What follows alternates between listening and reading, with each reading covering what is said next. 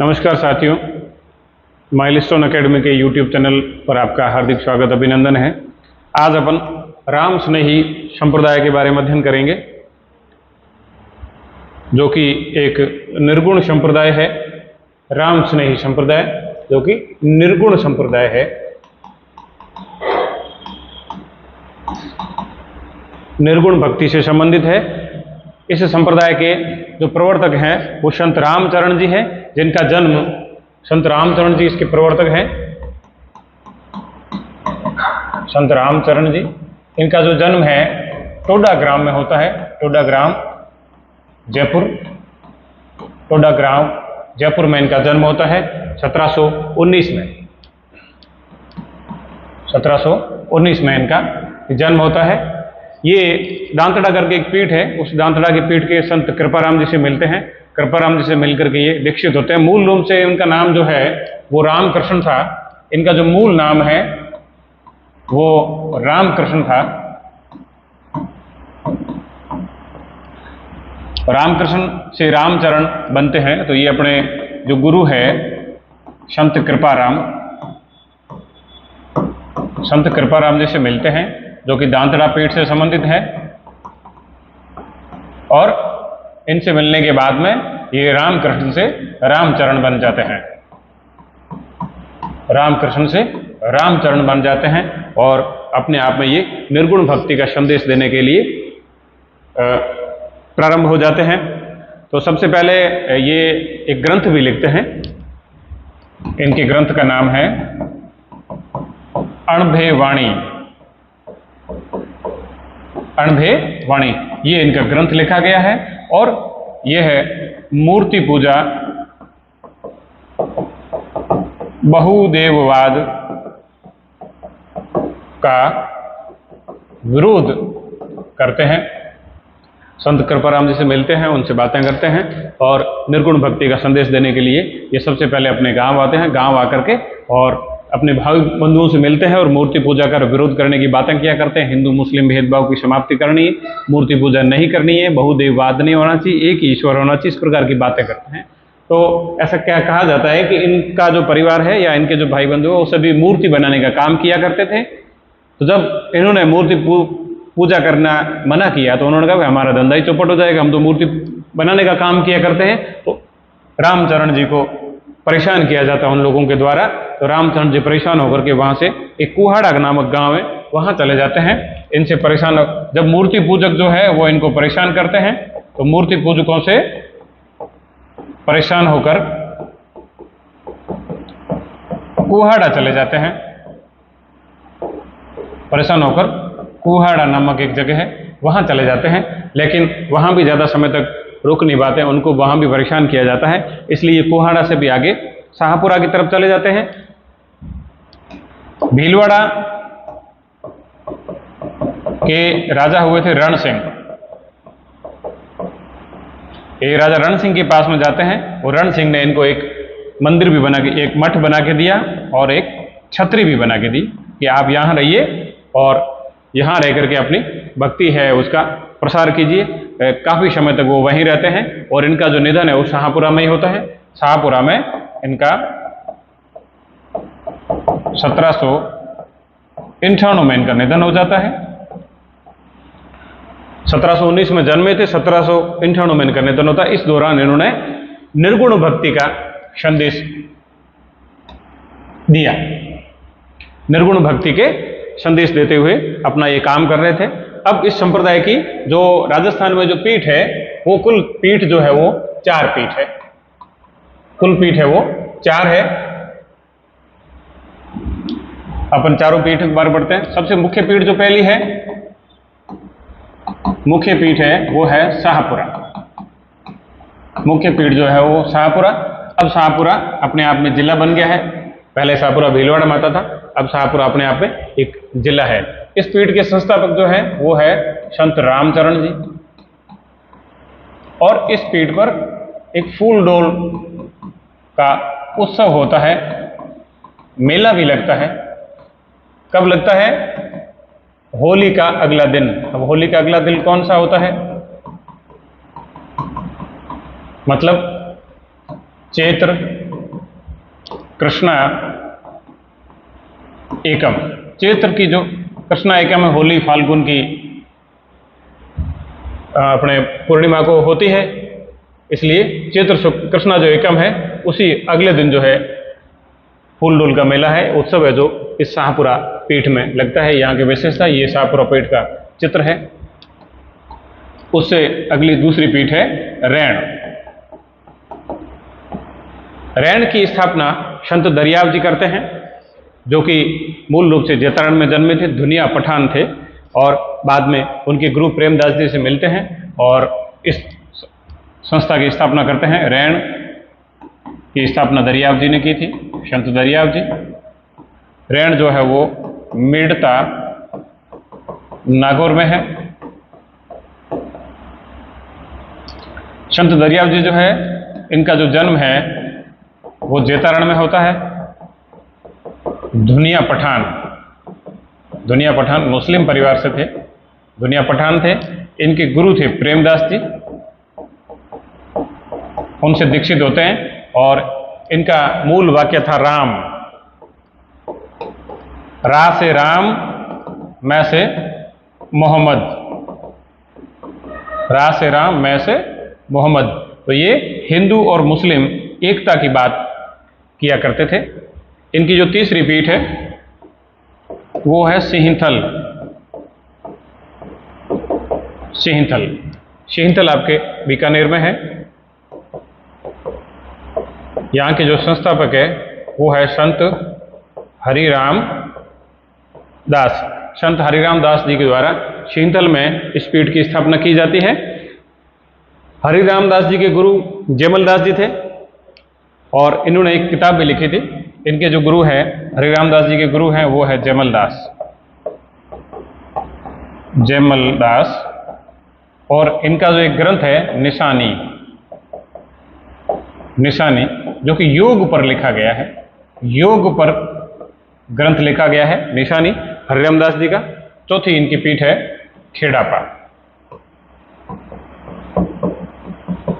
चौथी पीठ है खेड़ापा, जो कि जोधपुर में स्थित है और संत हरिराम दास जी के शिष्य हैं संत रामदास। ये जो पीठ है ये जोधपुर में है। इस पीठ के जो संस्थापक है वो है संत रामदास।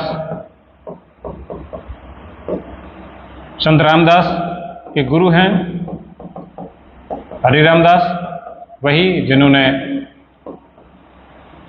अपने सिंहथल शाखा की स्थापना की है। संत जयमल दास जो है वो संत हरिराम दास जी के गुरु थे और संत हरिराम दास जी के शिष्य संत रामदास है। ऐसा माना जाता है कि जो संत जयमल दास है उनको खेड़ापा और सिंहथल दोनों शाखाओं का आदि गुरु भी माना जाता है। संत जयमल दास, संत जयमल दास को खेड़ापा व सिंहथल शाखा का आदि गुरु माना जाता है, आदि गुरु माना जाता है। अब रही बात, एक बार इसको वापस देख लेते हैं। राम स्नेही संप्रदाय निर्गुण संप्रदाय है। संत रामचरण जी है, टोडा ग्राम जयपुर में इनका जन्म होता है 1719 में। मूल नाम इनका रामकृष्ण था। इनके गुरु संत कृपाराम जी दांतड़ा पीठ से संबंधित है, वो मिलते हैं, उनके बाद में निर्गुण भक्ति का संदेश देते हैं और ये रामचरण बन जाते हैं। इनका ग्रंथ है अणभे वाणी। ये मूर्ति पूजा बहुदेववाद का विरोध किया करते थे। तो ये जब इन्होंने अपने गांव में आकर के इस प्रकार की बात की तो इनको मूर्ति पूजकों ने परेशान किया। परेशान होकर के कुहाड़ा चले जाते हैं। तो कुहाड़ा में भी बात नहीं बनती है। भीलवाड़ा में राजा रण सिंह जी मिलते हैं, वो इनको एक मठ बना के देते हैं, एक छतरी बना के देते हैं, वहां ये रहते हैं काफी समय तक। और शाहपुरा में इनका 1758 में निधन हो जाता है। इस संप्रदाय की 4 मुख्य पीठ है। इस संप्रदाय की कुछ विशेषताएं हैं, जैसे कि ये मूर्ति पूजा का विरोध करते हैं, बहुदेववाद का विरोध करते हैं, हिंदू मुस्लिम एकता की बात करते हैं। साथ साथ में इनका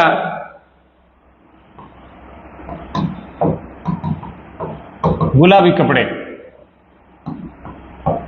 इनके जो अनुयायी हैं, इस संप्रदाय के जो अनुयायी हैं, वो गुलाबी कपड़े पहना करते हैं। ये अपने आप में एक महत्वपूर्ण चीज है कि इनके जो अनुयायी गुलाबी कपड़े पहनते हैं। और जो मंदिर है, मंदिर को राम द्वारा कहते हैं। अपन दादू दयाल जी को पढ़ते हैं तो उसमें भी दादू द्वारा कहा, उनका मंदिर है वो दादू द्वारा कहा जाता है। इनका जो मंदिर है उसको राम द्वारा कहते हैं और गुलाबी कपड़े पहनते हैं। जो 4 मुख्य पीठ है उसको वापस देख लेते हैं एक बार। मुख्य पीठ शाहपुरा, संस्थापक रामचरण जी, फूलडोल उत्सव है जो कि होली का अगला दिन चैत्र कृष्ण एकम को है। रैण संत दरियाव जी मेड़ता नागौर में स्थित है। इनका जन्म जैतरण में दुनिया पठान परिवार में होता है। इनके गुरु प्रेमदास जी थे और इनका मुख्य वाक्य था राम, रा का मतलब राम, मैं का मोहम्मद, हिंदू मुस्लिम एकता की बात करते हैं। शींथल बीकानेर में संत हरिराम दास जी, गुरु इनके जमलदास थे और इन्होंने एक निशानी नामक ग्रंथ योग पर लिखा था।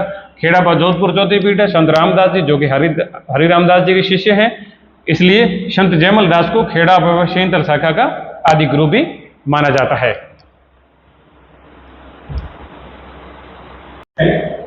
लालदास जी जिन्होंने लालदासी संप्रदाय की स्थापना की है, तो संत लालदास जी जो है उनका जो जन्म है वो धौलीदू अलवर में होता है। इस संप्रदाय के जो प्रवर्तक हैं वो है प्रवर्तक संत लालदास। संत लालदास का जन्म है वो धौलीदू अलवर में होता है, 1540 ईस्वी में होता है। 1540 ईस्वी में इनका जन्म होता है। इनके पिता का नाम है चांदमल,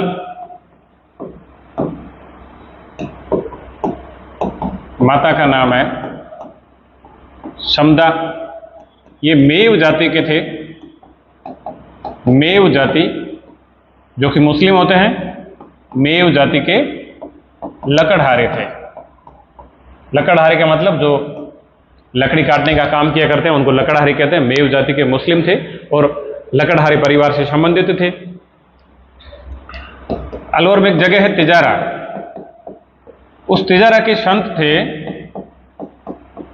गद्दन चिश्ती। तिजारा के संत है संत गद्दन चिश्ती, उनसे ये मिलते हैं लालदास जी। मिलने के बाद में इनमें निर्गुण भक्ति की भावना जागृत हो जाती है और ये भगवान की भक्ति करने लग जाते हैं। मूल रूप से ये भी संप्रदाय निर्गुण भक्ति संप्रदाय का, ये भी निर्गुण भक्ति की बात करते हैं। संत लालदास जी उस समय संत दादू व अकबर के समकालीन माने जाते हैं। संत दादू व अकबर के समकालीन माने जाते हैं। अब इनका जो संप्रदाय है उस संप्रदाय की मुख्य कुछ विशेषताएं हैं। इस संप्रदाय की कुछ मुख्य विशेषताएं हैं।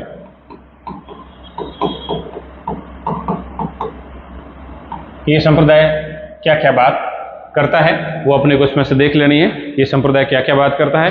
इस संप्रदाय की सबसे पहली बात है कि निर्गुण भक्ति का संदेश देते हैं। सबसे पहली बात है निर्गुण भक्ति का संदेश। विशेषताएं निर्गुण भक्ति का संदेश, हिंदू मुस्लिम एकता,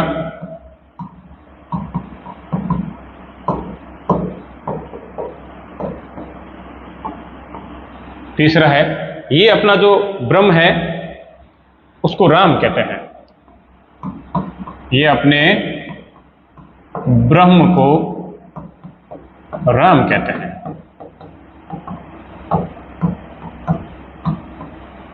और अल्लाह व ईश्वर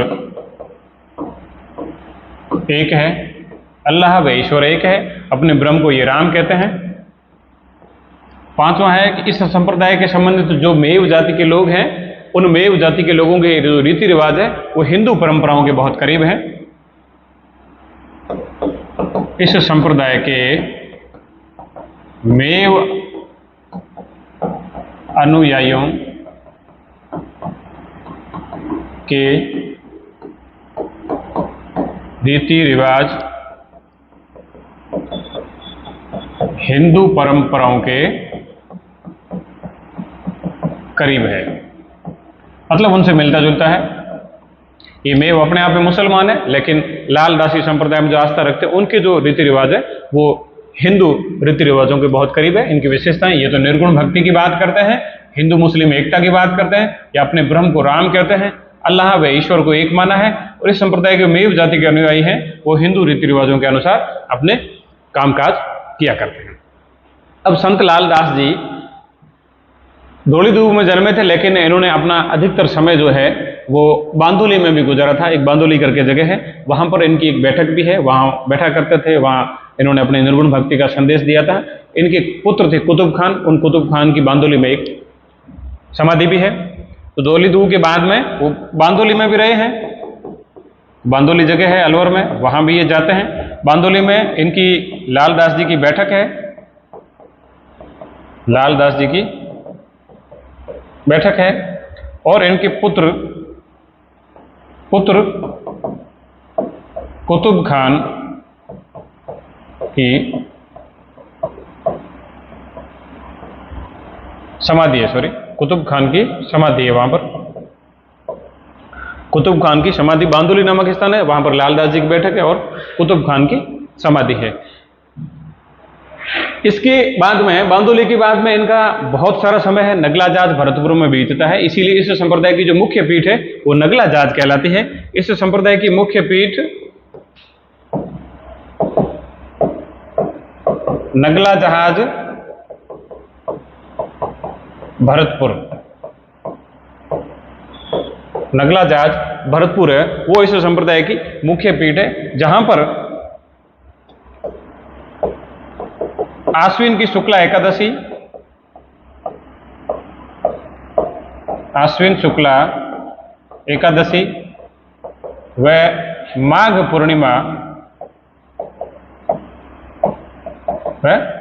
पूर्णिमा को मेले भरते हैं।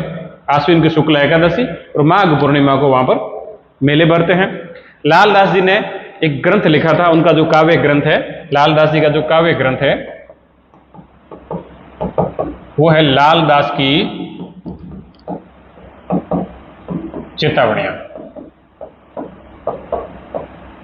लालदास की चेतावनियां। इनका जो ग्रंथ है वो है लालदास की चेतावनियां। वापस देख लेते हैं। लालदास संप्रदाय है, निर्गुण संप्रदाय है, इनके प्रवर्तक संत लालदास जी हैं। इनका जन्म धौलीधुप अलवर में होता है 1540 ईस्वी में। पिताजी चांदमल थे, माता का नाम समदा, मेव जाति के लकड़हारी थे। तिजारा के संत गदन चिश्ती से दीक्षा प्राप्त करते हैं और संत दादू व अकबर के समकालीन माने जाते हैं। धौलीधुप से बांदुली में समय गुजारते हैं, वहां पर इनकी बैठक बनी हुई और इनके पुत्र कुतुब खान की समाधि स्थित है। इसके बाद में काफी सारा समय इनका नगला जाज भरतपुर में बीता है, जहां पर इनकी मुख्य पीठ मानी जाती है संप्रदाय की। वहां पर आश्विन की शुक्ला एकादशी और माघ पूर्णिमा को मेला भरता है। इस संप्रदाय की मुख्य विशेषता है निर्गुण भक्ति का संदेश है, हिंदू मुस्लिम एकता की बात करते हैं, या अपने ब्रह्म को राम कहते हैं और अल्लाह व ईश्वर को एक माना है। और इस संप्रदाय के जो मेव अनुयायी है उनके जो रीति रिवाज है वो हिंदू रीति रिवाजों के बहुत करीब है। और लालदास जी का जो काव्य ग्रंथ है वो लालदास की चेतावनियां हैं। अब लालदास संप्रदाय में जो लोग नए अनुयायी आते हैं उनको इसमें किस प्रकार से शामिल किया जाता है, बड़ी रोचक सी बात है कि ऐसा माना जाता है कि जो संत बनने नहीं जा रहा है उसमें लेस मात्र अभिमान नहीं होना चाहिए। इसीलिए अभिमान को हटाने के लिए इनकी एक अलग से प्रक्रिया है कि वो क्या करते हैं, इस संप्रदाय में जो भी दीक्षा लेना चाहता है उसको सबसे पहले तो उसका मुंह काला करते हैं, मुंह काला करके उसको गधे पर बिठाते हैं, गधे पर बिठा के उसके पीठ के पीछे तुम भी बांध लेते हैं जिससे वो हिल डुल नहीं सकता।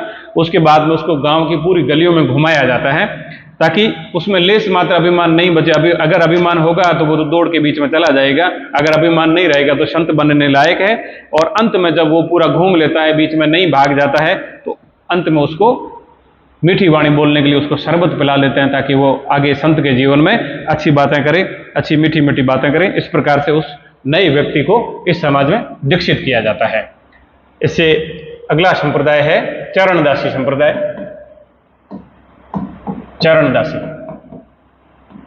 चरणदासी संप्रदाय के जो प्रवर्तक हैं वो संत चरणदास जी हैं। इस संप्रदाय के जो प्रवर्तक हैं वो है संत चरणदास। अब संत चरणदास का जन्म तो अलवर में होता है, डेहरा नामक स्थान है। इनका जन्म डेहरा अलवर में होता है। डेहरा अलवर में इनका जन्म हो रहा है 1703 ईस्वी में। बनिया परिवार में जन्मे थे ये। इनका बनिया परिवार में जन्म हुआ। इनके पिताजी का नाम था मुरलीधर और माता का नाम है कुंजोबाई। माता का नाम है कुंजोबाई और खुद के बचपन का नाम था रणजीत। जो ये रणजीत है, गुरु सुखदेव मुनि से दीक्षा प्राप्त करने के बाद में रणजीत से ये चरणदास जी बन जाते हैं। इनके गुरु हुए सुखदेव मुनि और सुखदेव मुनि से दीक्षा प्राप्त करने के बाद में रणजीत जो है वो क्या बन जाता है? चरणदास। रणजीत चरणदास बन जाता है। अब डेहरा में जन्मे थे, सुखदेव मुनि से मिले, दीक्षा प्राप्त कर ली, चरणदास बन गए। बाद में इनको लगा कि अलवर में तो पहले से लालदास जी बैठे हैं, तो ये अपना नया क्षेत्र ढूंढ लेते हैं और डेहरा से ये दिल्ली चले जाते हैं। तो इस संप्रदाय की जो मुख्य पीठ है वो है दिल्ली। बड़े क्षेत्र में चले जाते हैं। इस मुख्य पीठ दिल्ली पर जो मेला लगता है वो बसंत पंचमी को लगता है। बसंत पंचमी को यहां मेला लगता है। चरणदास जी भविष्यवक्ता थे, भविष्यवाणी किया करते थे। ऐसा माना जाता है कि नादिर शाह का जो दिल्ली पर आक्रमण हुआ था, उस दिल्ली के आक्रमण की चरणदास जी ने भविष्यवाणी की थी। उन्होंने पहले ही कह दिया था कि दिल्ली पर एक ऐसा आक्रमण होगा, नादिर शाह नाम का व्यक्ति आएगा, बड़ा गदर मचाएगा, और वो बिल्कुल सही बात सिद्ध हुई थी। तो ये भी सवाल कई बार पूछा जाता है कि नादिर शाह के दिल्ली आक्रमण की भविष्यवाणी किसने की थी? भविष्यवाणी की थी इन्होंने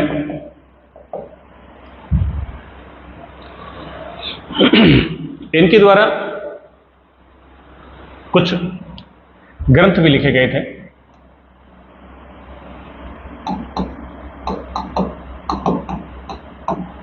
ब्रह्म ज्ञान सागर,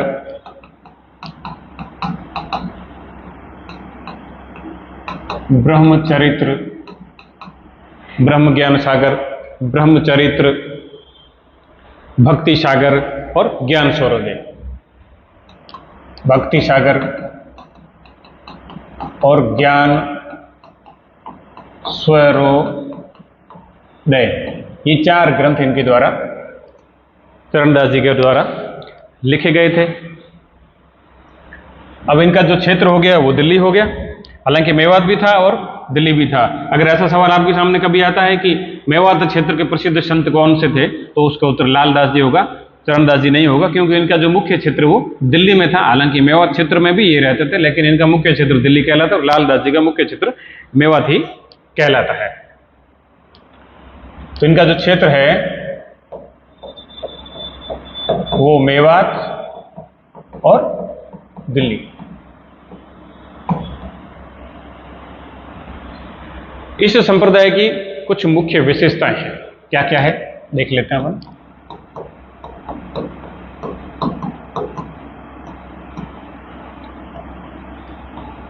श्रीमद् भागवत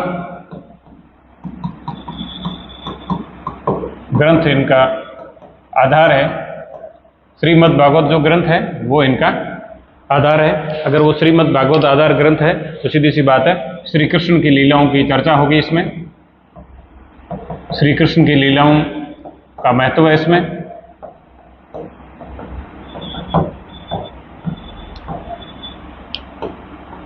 अब इनका जो ब्रह्म है वो श्री कृष्ण है। ब्रह्म कैसा है? निर्गुण है। ये निर्गुण भक्ति से संबंधित है। तो इनका जो ब्रह्म है वो निर्गुण निराकार है। इनका ब्रह्म तो है वो निर्गुण निराकार। इनका जो ब्रह्म है वो तो निर्गुण निराकार ब्रह्म है, लेकिन निर्गुण निराकार ब्रह्म की ये सखी भाव से, निर्गुण जो निराकार ब्रह्म है उसकी सखी भाव से, सखी भाव, सखी भाव से पूजा की पद्धति वो सगुण है, सगुण रूप से पूजा करते हैं ये। मतलब पहली बात तो एक श्रीमद् भागवत को इन्होंने ग्रंथ का आधार माना है और श्री कृष्ण की लीलाओं का विशेष महत्व है। अब इनका जो निर्गुण निराकार ब्रह्म है, उस निर्गुण निराकार ब्रह्म की सखी भाव से सगुण रूप में पूजा करते हैं। ऐसा माना जाता है कि चरणदासी संप्रदाय श्री कृष्ण के अलावा बाकी किसी को मर्द नहीं मानता था, सभी कृष्ण की सखियां हैं, इसीलिए सखी भाव से ये सगुण रूप से पूजा करता था। इसीलिए निर्गुण व सगुण भक्ति का समन्वय देखा जाता है।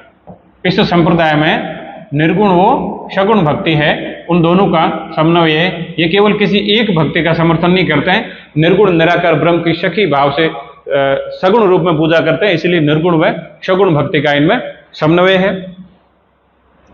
इस संप्रदाय में पीले वस्त्र पहनने की प्रधानता है, पीले वस्त्र पहनने की प्रधानता है। अपन ने देखा राम सुनई संप्रदाय में गुलाबी वस्त्र पहने जाते हैं, तो इस संप्रदाय में पीले वस्त्र पहने जाते हैं। और चरणदास जी ने इस संप्रदाय में 42 नियम दिए थे। जाम्बो जी ने विष्णु संप्रदाय में 29 नियम दिए, जसनाथ जी ने जसनाथ संप्रदाय में 36 नियम दिए, तो चरणदास जी ने 6 नियम बढ़ा करके इस संप्रदाय को 42 नियम दिए। इस 42 नियमों का इस संप्रदाय को पालन करना होता है। इस संप्रदाय में 2 शिष्याएं बड़ी महत्वपूर्ण हैं। इनकी 2 शिष्याएं थी वो बड़ी महत्वपूर्ण है। एक है दयाबाई। दयाबाई ने जो ग्रंथ लिखा है वो अमूमन पूछा जाता है। एक तो है दयाबोध, दूसरा है विनय मालिका, दूसरा है विनय मालिका, और दूसरी है सहजोबाई। सहजोबाई का ग्रंथ है सहज प्रकाश। सहजोबाई का ग्रंथ है सहज प्रकाश। तो चरणदासी संप्रदाय प्रवर्तक है इनके संत चरणदास जी। इन निर्गुण भक्ति और सगुण से संबंधित है। जन्म इनका डेहरा अलवर में 1703 ईस्वी में होता है। बनिया परिवार में ये जन्मे थे। इनके पिताजी मुरलीधर हैं, माताजी इनकी कुंजोबाई है। बचपन का नाम रणजी था। गुरु सुखदेव उन्हीं से मिलते हैं। मिलने के बाद में चरणदास बन जाते हैं। बनने के बाद में ये अपना क्षेत्र दिल्ली को बनाते हैं। दिल्ली में वहां जाकर के इस संप्रदाय का प्रचार प्रसार करते हैं। इनकी जो मुख्य पीठ दिल्ली है, वहां पर बसंत पंचमी को मेला लगता है। बसंत पंचमी माघ शुक्ला पंचमी को आती है। और ये भविष्यवक्ता थे, इसलिए कहते हैं कि नादिर शाह के दिल्ली पर आक्रमण का इन्होंने भविष्यवाणी की थी। और नादिर शाह के दिल्ली पर आक्रमण हुआ तब वहां जो बादशाह है वो मोहम्मद शाह रंगीला हुआ करता था। चरणदास जी ने जो ग्रंथ लिखे हैं, ब्रह्म ज्ञान सागर, ब्रह्मचरित्र, भक्ति सागर और ज्ञान सूर्य, इनके चारों ग्रंथ लिखे गए। इनका जो क्षेत्र है मेवात और दिल्ली है। अगर मेवात क्षेत्र का प्रसिद्ध संत पूछें तो उत्तर लालदास जी होगा। चरणदास जी का मुख्य क्षेत्र दिल्ली था। इस संप्रदाय की मुख्य विशेषताएं, ये श्रीमद् भागवत को आधार ग्रंथ मानते हैं। श्रीमद् भागवत की बात करते हैं तो श्री कृष्ण की लीलाओं को विशेष महत्व है। अब श्री कृष्ण इनका ब्रह्म है। ब्रह्म का आकार इनका निर्गुण निराकार ब्रह्म है, लेकिन निर्गुण निराकार ब्रह्म की सखी भाव से सगुण रूप में पूजा करते हैं। इसीलिए ये निर्गुण व सगुण भक्ति का इस संप्रदाय में समन्वय पाया जाता है। इस संप्रदाय में पीले वस्त्रों की प्रधानता है और चरणदास जी द्वारा 42 नियम इस संप्रदाय में दिए गए थे। इनकी 2 शिष्याएं बड़ी महत्वपूर्ण है। एक है दयाबाई जिसने दयाबोध और विनय मालिका नाम के 2 ग्रंथ लिखे, अमूमन सवालों में पूछा जाता है। एक है सहजोबाई जिसने सहज प्रकाश करके एक ग्रंथ लिखा था। ठीक है, आज के दिन इतना ही, बाकी आगे देखें।